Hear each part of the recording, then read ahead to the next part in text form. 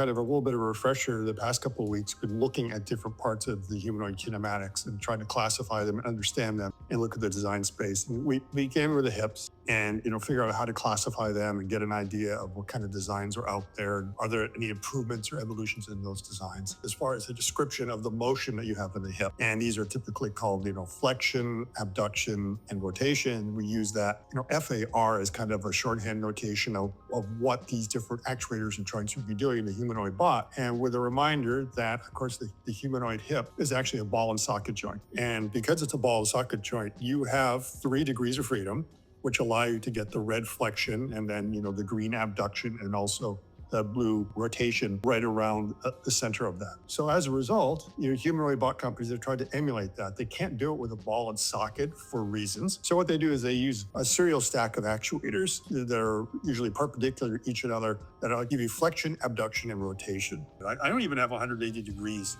going back and forth.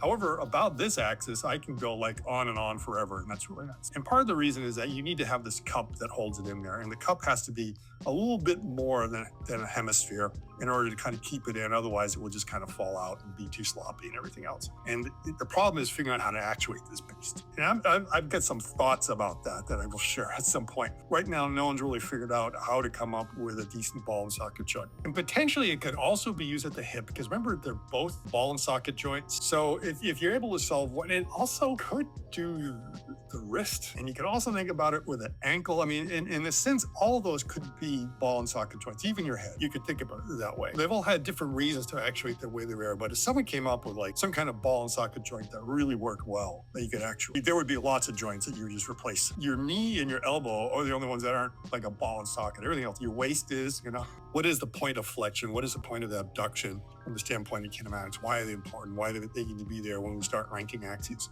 So is there some other ways that could be investigated that we could look at?